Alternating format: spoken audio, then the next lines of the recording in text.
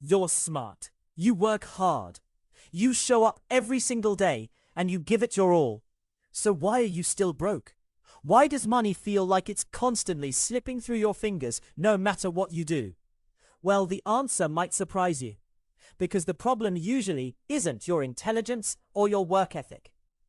If you're struggling financially, despite being capable and hardworking, there are specific, fixable reasons why. And in this video, we're going to uncover them.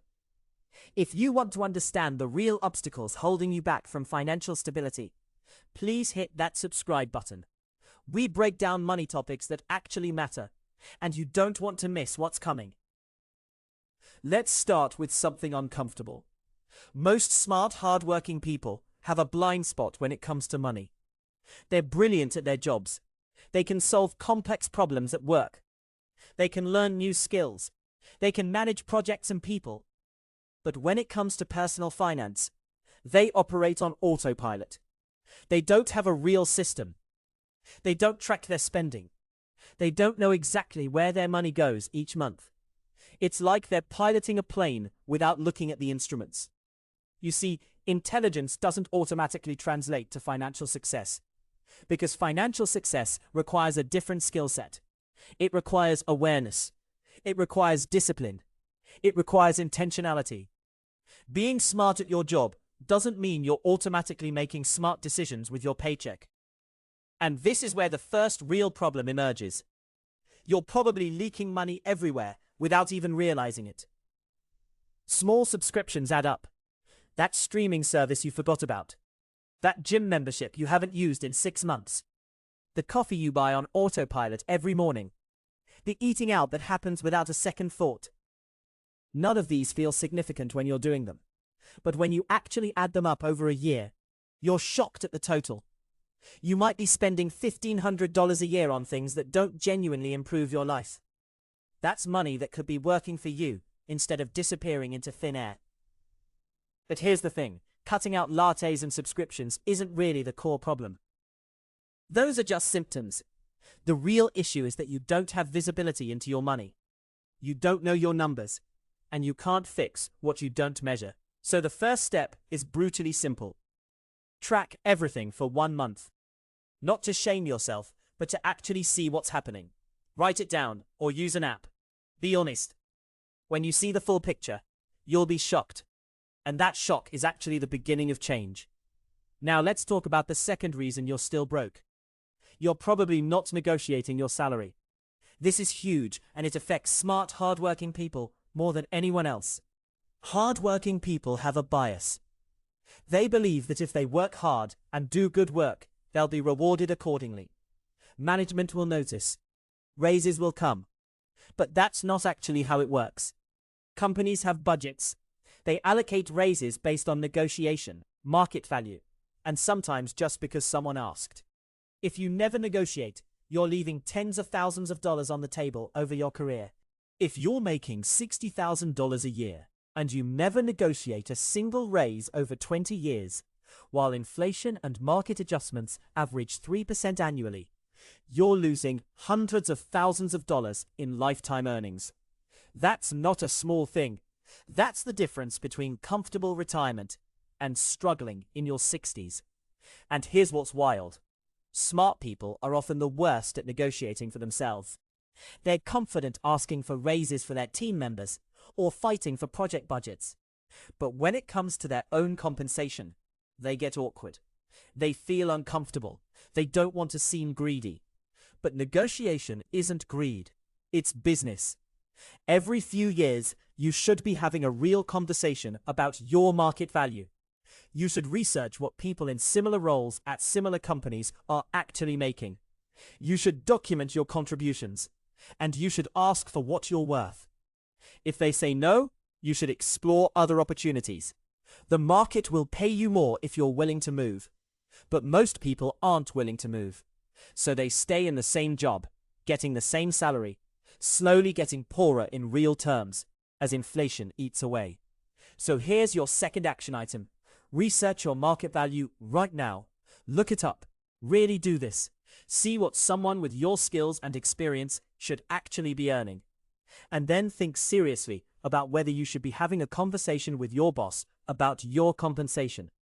This alone could add thousands to your annual income. Now, the third reason is probably the most important, and it's definitely the least sexy to talk about. You're not building wealth because you're not investing consistently. Here's what happens with smart, hardworking people. They make decent money. They save a little bit. They keep the money in their savings account, earning almost nothing. They think they're being responsible. They think they're being safe, but they're actually going backward.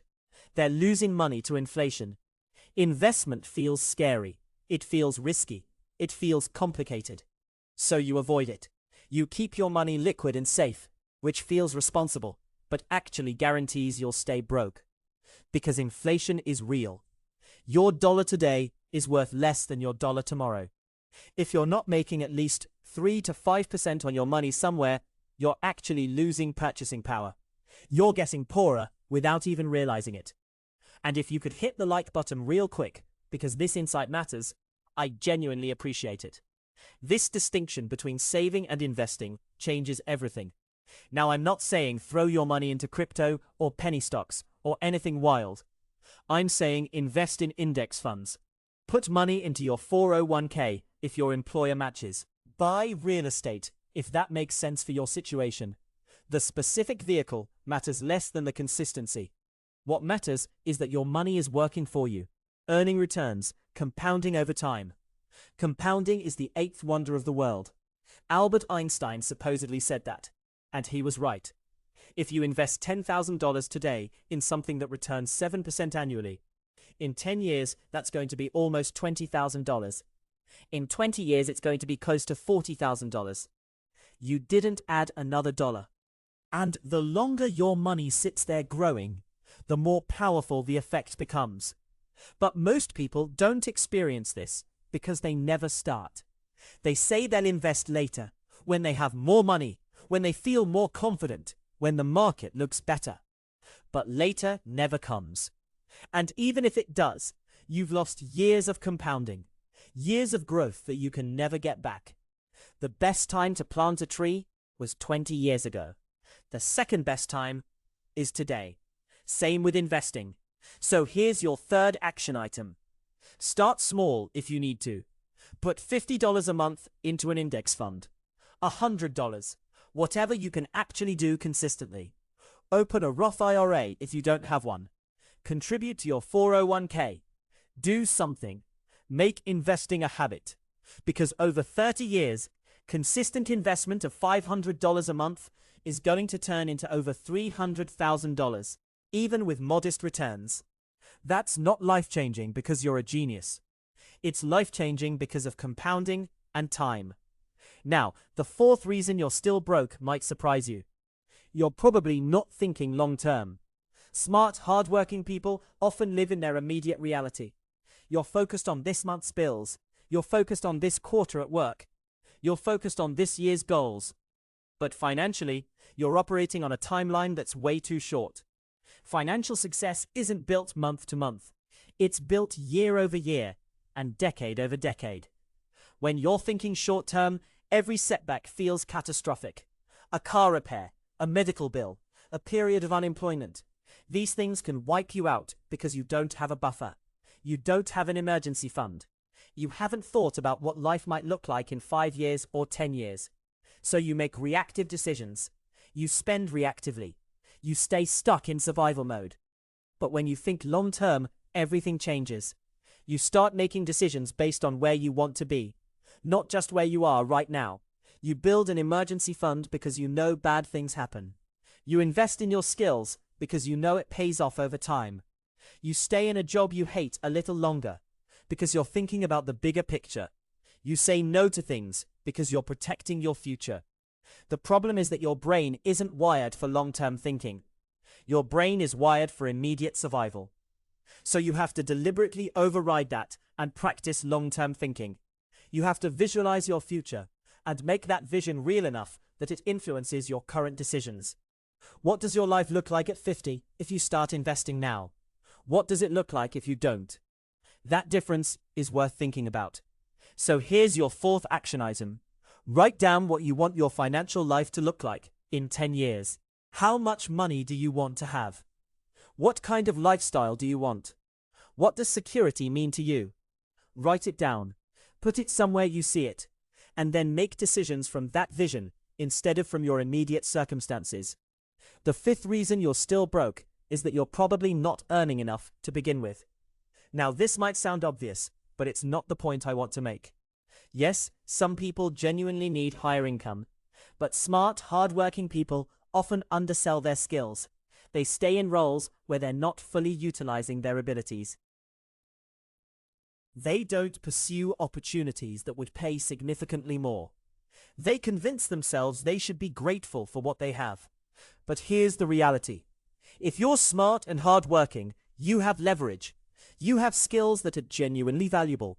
The market will pay for those skills if you position yourself correctly. You might be able to freelance on the side. You might be able to switch careers.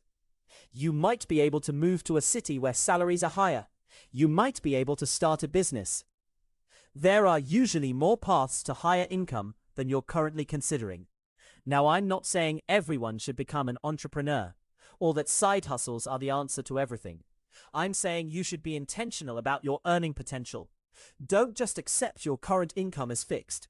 Don't assume that your current job is your only option. Think creatively about ways you could increase your earning power. Because the truth is that no amount of budgeting is going to make you rich if your income is too low. You can only cut expenses so much, but you can increase your income potentially infinitely. So here's your fifth action item. Spend a week brainstorming ways you could earn more. Side hustles, career changes, freelancing, selling something you've created, learning a new skill that pays better. Don't dismiss ideas too quickly.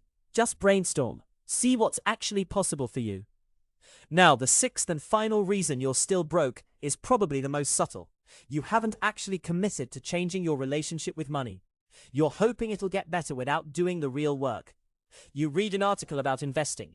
You think about negotiating a raise. You consider tracking your spending. But you don't actually do it. You go back to your normal habits and patterns, and nothing changes. Real financial change requires commitment. It requires changing habits that are often deeply ingrained. It requires making boring decisions over and over again. It requires saying no to things you want in the moment to protect things you want more long-term. Most people aren't willing to do that. Most people want financial security without actually changing anything. But if you're smart and hardworking, you already know that anything worth doing requires commitment. You've already done hard things. You've already developed difficult skills. You can do this too. It's not harder than the things you've already accomplished. It's just different. So here's the final action item. Choose one thing from this video. Just one. The one that resonates most with you. Maybe it's tracking your spending. Maybe it's negotiating a raise. Maybe it's starting to invest. Pick one. Commit to it for 30 days. Make it a habit. And then move to the next one. But it happens when you consistently do things differently. You're smart. You work hard. You absolutely have the capability to be financially secure and eventually wealthy. The reason you're still broke isn't because you're not good enough. It's because you haven't applied your intelligence and work ethic to the financial side of your life. You've been operating on autopilot. But you can change that today. Please like this video if it added value, and subscribe to this channel for more insights that actually help you build a better life.